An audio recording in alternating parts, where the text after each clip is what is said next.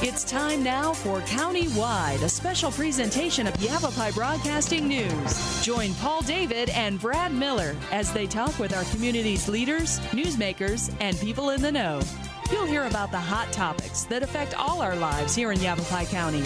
And now, here's today's County-Wide. Welcome to County-Wide. I'm Paul David. Good to have you in studio today. Al Cornell is joining us from Yavapai County Sheriff's Office Search and Rescue. He's a volunteer with them, and of course he goes out in the forest when people get lost and helps find them and bring them back, hopefully in good shape. Welcome back to studio, Al. Thank you. Always good to see you. Yeah. Always great to see you. Let's get right into it. Fall and winter. They're arriving. Fall is here. Winter is just around the corner. We have had some stories of people who have, of course, gone out, and we've had this story with you, this show with you before, but we like to do it, I think, twice a year. We have you come in just before the hot season, just before the super cold season, to just remind all of us that we have to be thinking about this, because right now I think our temperatures are kind of at that spectrum where we drop down to the 30s and 40s at night, but we're getting up into the 70s, even 80s sometimes during the day. And so I think some of us head out on a hike at 12 o'clock, 1 o'clock in the afternoon, and it's just the sun's beating down on us. It's beautiful, so we've got our t-shirt on, maybe shorts, maybe sandals still in the fall and winter, not as many, but still we find people not prepared. It's a dangerous time. And as you've put it, and every time I think I've had you in the show here, and one of the things I really want to stress at the beginning is that, yeah, you're just going to go for a short walk.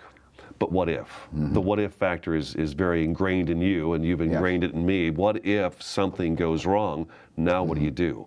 So let's talk about that. This is the time of year we need to be really careful. Yes. This is the time when people get sucked in with really nice weather in the daytime.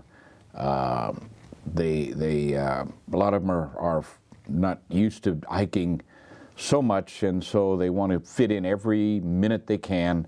A lot of them will come off a hike at 3 or 3:30 in the afternoon, rush over to another trail. Oh, we can get another quickie hike in before dark, and then they get trapped out in the dark. Lose the trail. And you're referring to mostly tourists, people that come here to visit, where I think we even see our locals every now and again. And once in a while, the locals do go out, and we become a little complacent, thinking, well, we live here, this is our trail, we do this all the time. We had one just a couple of weeks ago, a local. They decided, I don't want to go into the whole story, but they decided when they entered the trail that they would be back before dark, and they didn't get back before dark. And they were local, and we had to go in and get the gentleman.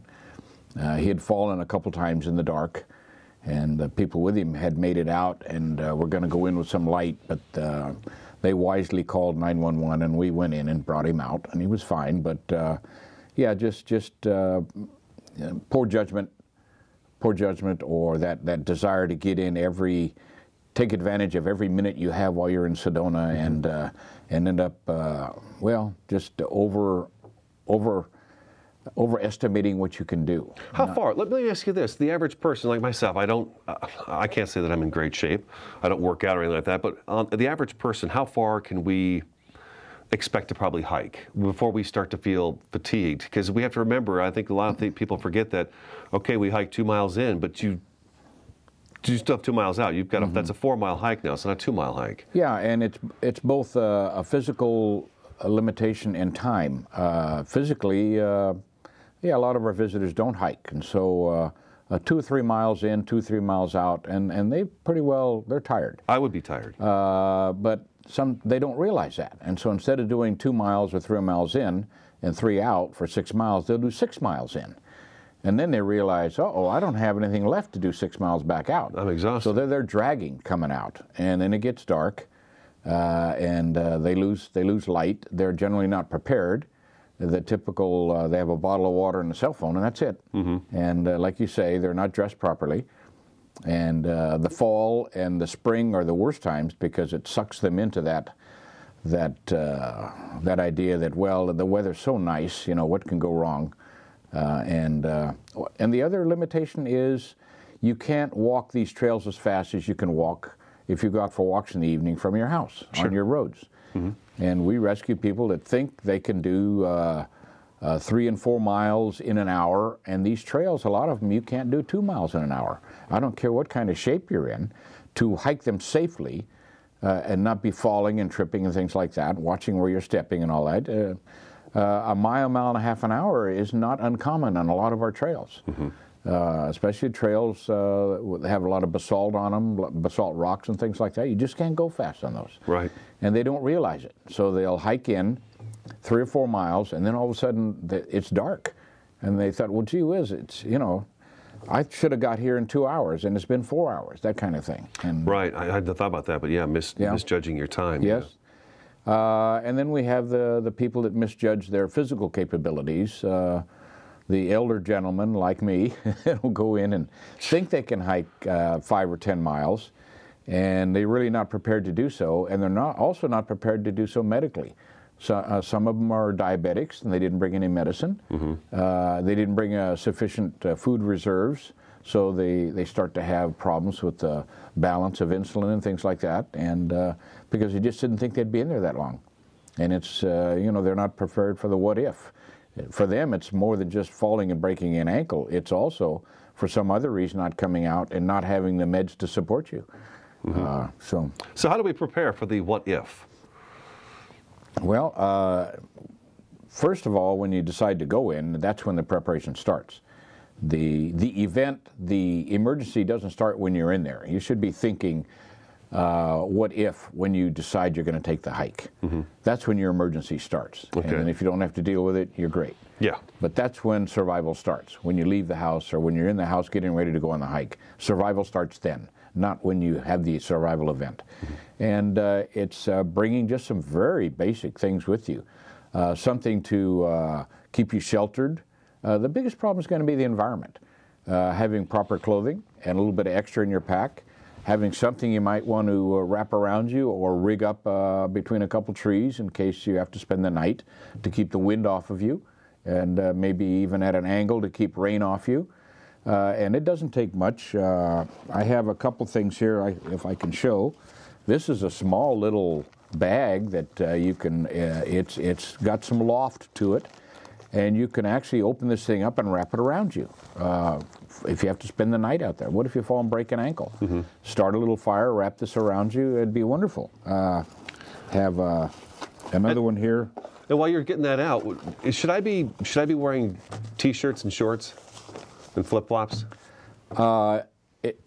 You can in the daytime as long as you're bringing extra clothing for the night. Right. Don't go out there without something extra. Mm-hmm. And it doesn't have to be a lot of heavy stuff.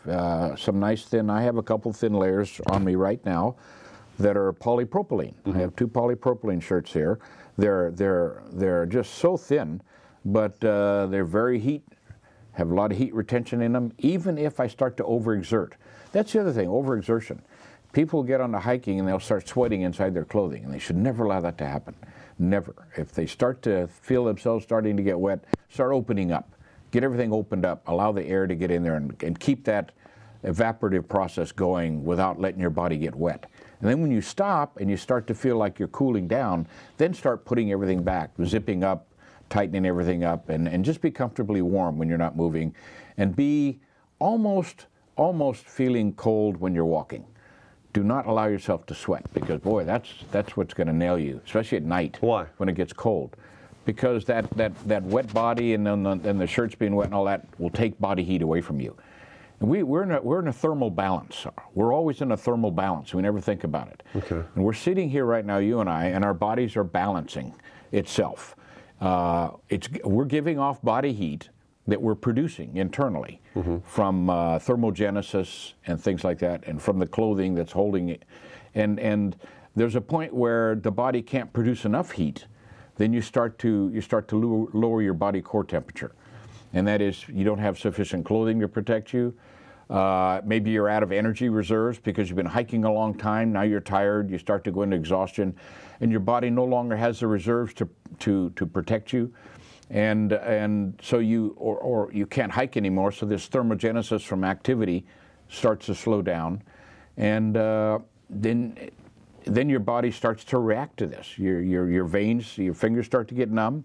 They would call that, and your extremities, you get this vasoconstriction of your blood vessels. All the heat's going to the main organs, right? Yes. Okay. And so then you lose your fine motor skills, and that's when you start stumbling and mumbling and getting irritable and things like that. And it's just this, the body is now losing the battle of this heat balance. Right now we're perfectly balanced sitting here in this room because our bodies are giving off enough heat and retaining enough to keep us at this 98 or 99 degrees core temperature. And you can't lose that battle out in the woods, and that's what hypothermia is. They're losing the battle. Let's take a break. Slowly descending. Let's take a break. But when we come back, we're going to talk more about the hypothermia, because every time you bring this up to me, it's very interesting how I just don't know too much about it, and you seem to know a whole lot more. Al Cornell is in studio today, Yavapai County Sheriff's Office Search and Rescue Volunteer. I'm Paul David. This is Countywide. We'll be back in just a couple minutes.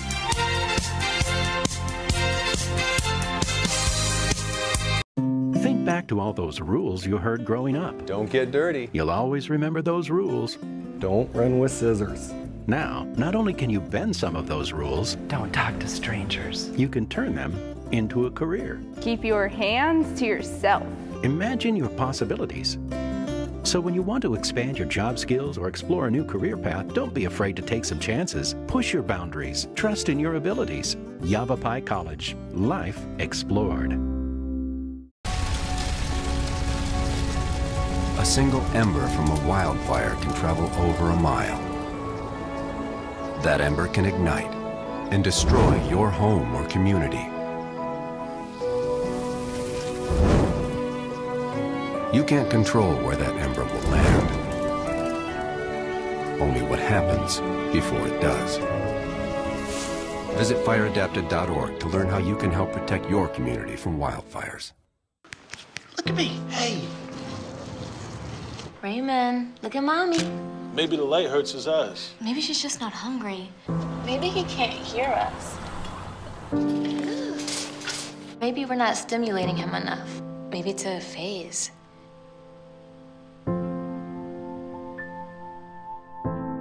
Avoiding eye contact is one early sign of autism. Learn the others today. The sooner it's diagnosed, the better. Know what? What? Since I got adopted, I've learned a lot about these humans. I know. I mean, check out these two. It's Flirt City over here. Yeah, I noticed that. It looks like my human is definitely into your human. Oh, look! I think she's getting his number.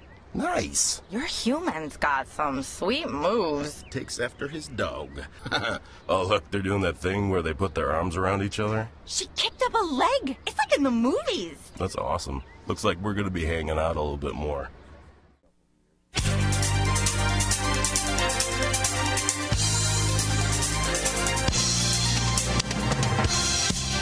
Welcome back to Countywide. I'm Paul David. Al Cornell in studio, volunteer for the Yavapai County Sheriff's Office Search and Rescue. If you get lost in the woods, odds are you'll probably see Al and some of his friends coming out to help you.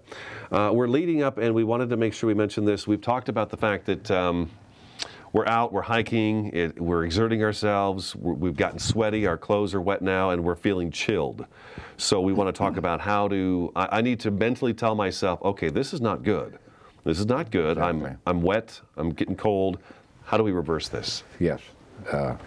One thing is you want to try to keep your clothing dry. If you feel yourself getting wet, you need to start opening up and stop that process. Because the wetter your clothing gets, the more your clothing is going to be giving off body heat. And that thermal balance then is going to go in favor of lowering your core temperature rather than staying in balance. Okay. One thing that helps you stay in balance is feeling physically well. Physically, so you don't want to run your energy reserves down. If you start to feel tired, rest. Rest is really important. And another thing that helps stop or prevent or fight hypothermia is hydration. Make sure you drink water, even if you're not thirsty. You know, water, and people when they go hypothermic are almost always dehydrated. Okay. It's part of that process. I didn't realize when the that. body starts constricting and doing these things with your organs and your blood vessels and everything, you also get into a dehydration situation. So rest, liquid. Another good thing is food. I always carry food bars with me. These are actually for people I rescue, but I always have 3 or 4 in my pack. Just high energy bars, because you need the nutrients also, and keep yourself fed. You need the energy. rest, water, energy, and then stay protected from the elements. When you stop, button up, add extra clothing if you have to. I like carrying these Mylar sheets as an emergency, and this is an excellent one here. Another sheet that you can wrap up in. And if you're starting to feel really cold and you want to rest, wrap up in that and eat a food bar and drink some water and rest first before you start back. Don't allow your body to get into this descent of your core body temperature because you take maybe a cavalier attitude toward it, or I can blow my way through it. Don't be in denial about the fact that you may be physically needing to stop and rest, you know. What if I reach this point? What if I reach this point and I know, am I going to know that I'm becoming hypothermic, or am I not going to be in my right senses anymore? That's got me wondering. No, when you look at the list of, they don't really consider you even entering mild hypothermia until your body core temperature reaches about 95. By then, you've already gone through spells of some shivering and things like that. You can shiver without being hypothermic, but it's sort of an on and off thing. And then all of a sudden you start shivering without any control over it. I mean, it's almost uncontrollable. You realize then you've got a problem, and you've got to stop that. You've got to reverse that trend immediately, because the sooner you reverse it, the quicker you come out of it. The more you wait, the more difficult it is to come out of a hypothermic state. Definitely. And here we are opening our shirts up and stuff just to get, I guess, the shirt dried off and get us dried off. Okay. Yeah, keep your clothing dry. If for some reason your clothing gets wet, if you can, get out of the wet clothing. That's why it's nice to have a couple extra pieces of lightweight clothing in your pack in case something does happen. You're walking along and all of a sudden a thunderstorm starts on you, and before you can get anything on to cover yourself, you start getting wet. Get yourself covered, and then when the thunderstorm stops, or when you get into an alcove or under some kind of shelter, then get that wet shirt off and put a dry one on, that kind of thing. Okay. And, yeah, wet clothing is a bad thing. Stay dry, keep your clothing dry, keep yourself open when you're exerting yourself, close yourself up when you're resting. Keep hydration, keep yourself in energy with food, and stay on top of it. We've been hearing several cases now where folks have gone back into West Fork, and even just in the last month now, despite the fact the monsoon's been over for a while, all the creeks and stuff back in there are running way above normal, so people are having to actually hike through water. And I think when they got out there, they were like, well, this is really interesting. I didn't think there was going to be a river here. There's supposed to be a creek here that we could hop rocks across, but we can't do that. So they're finding themselves in trouble with that. We need to take another break already. Al Cornell's in the studio today, Yavapai County Sheriff's Office Search and Rescue. I'm Paul David. We'll take a quick break and be right back with more.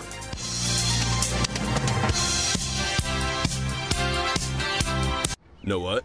What? Since I got adopted, I've learned a lot about these humans. I know. I mean, check out these two. It's Flirt City over here. Yeah, I noticed that. It looks like my human is definitely into your human. Oh, look!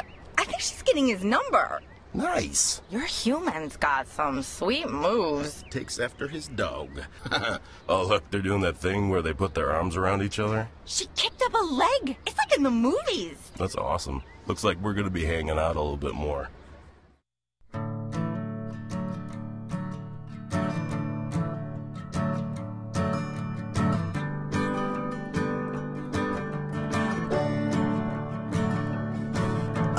Listen now, can you hear the bluebirds? Oh, look up now, can you feel the sun?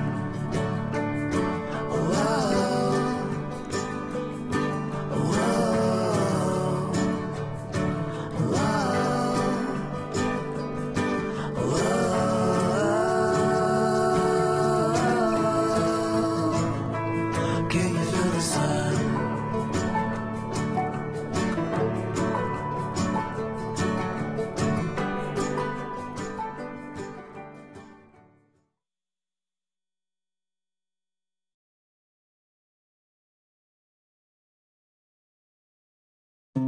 Remember when you were younger and your parents said, "Don't make a mess." And remember comments like, "Pipe down." Now it's time to find your own voice. Don't bounce the ball in the house. Strike out on your own. Remember the rules, but don't be afraid to take chances. Explore your sense of wonder. Feed your curiosity. Yavapai College. Life explored.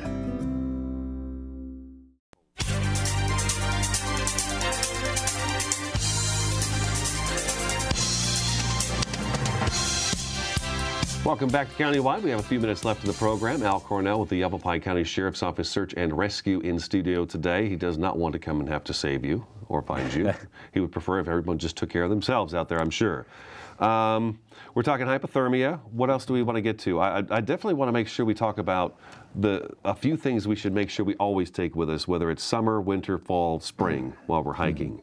Well, let me make one point first, and that is, don't forget, people don't forget where your heat loss is. The majority of heat loss is from the neck and the head. Regardless of what other battles you're fighting with regard to your thermal balance, make sure you've got your neck protected and your head protected. And that old saying that you wear a nice wool cap, your feet are fine, there's a lot to that. Probably 40, 50 degrees out there, 30 degrees, this loss can be 60%. If that temperature gets down to 5 degrees, this loss could be 75 or 80% of your body heat. Just so right heat's here. Just flying out of your head. Just right here, yes. Okay. So it's like insulating your attic. And if you don't bring anything or hadn't thought about that, anything in your pack that can be used, or anything on you that can be used, a neckerchief or anything to wrap around your neck and wrap around your head would be helpful. Just get that head and neck protected. I never go out in the winter without something to put over my head and around my neck. Mm-hmm. Never, never. Okay. Daytime, nighttime, fire is nice, but fire's a mitigator. There's no bad weather in Arizona. It's bad clothing. Mm-hmm. No one should die in Arizona of bad weather. They're dying because they're not wearing their proper clothing. Okay. And then the mitigation of that is being able to light a fire. And if a guy would just carry a lighter in his pocket, and he's got bad clothing, he'll still stay alive in Arizona. Right. But they just don't. They just those are the people we rescue, and we have to get there in a hurry because they'll enter a spiral, a downward spiral, and end up rolling up into a ball, and then hopefully you can. They may not be responsive, and they're hard to find at night if they're not responsive. Oh yeah, I bet they You yell are. their name and they can't answer you. Yeah. Well, we've got a couple minutes left, and I know the show always goes fast, and you've got so much more you want to say. But there are a few things we should most definitely have. Obviously, a cell phone with a charged battery. That's one thing we should have. I always say have some form of shelter. Look at how tiny this is. This is a 5x8 tarp. You put it in your pocket. And this is a little bivy sack that you can crawl inside of. So you crawl inside of this, set this thing up to keep the weather off of you, or you can crawl inside of one of these. This is a reusable. You want to make sure you carry a knife. There's that old saying, a knifeless person is a lifeless person. I believe in that. I always have at least 2 knives on me. Okay. You want to make sure you have light. It's so difficult out there to defend yourself if you're in the dark, because you need to defend yourself against the environment. That's all. You need fire at night, and you need light at night. So make sure you have a lighter. Make sure you have a flashlight. I have this little headlamp sticks on my hat. That's wonderful, because then I have both hands free. And then you need protection for your hands, because you'll be collecting firewood maybe at night and having a fire to survive. So gloves are nice. And I always like to have a tin cup, and then I can warm up liquids in a tin cup. Very nice psychologically for you, but also nice to keep your inside core warm with liquids. That's basically it. We're talking about just a couple of pounds of stuff that would fit in a small pack. You can do it for less than 2 pounds. Right, and then if you were to weigh all this stuff. A nice knife and then have a few things to eat. But you can do all of these other little things for probably less than $10 and probably less than 2 pounds. The point is that I guess what we're trying to get across is if I've got these things with me, if I can't get out on my own, I can call 911. I can hunker down with this stuff right here, and I'm going to make it until you find me. A wonderful thing to have are trash bags. I always carry 2 trash bags in any pack I hike with. If I get garbage lost, bags, I want to be with you. Because there's been times when I've had to put them over my body because I got caught out in a thunderstorm, and I don't want wet clothes. I take that garbage bag out and I put it over my body, and I cut a hole right in the side so my face is here and the hood's over me, and it just keeps the water off me until the storm stops. Beautiful. Thank you for your time, Al. I really do appreciate you coming in like you do all the time. It's really great. It's always good to see you. Al Cornell from the Yavapai County Sheriff's Office Search and Rescue. He's a volunteer. I'm Paul David. This is Countywide. We will talk to you again next time.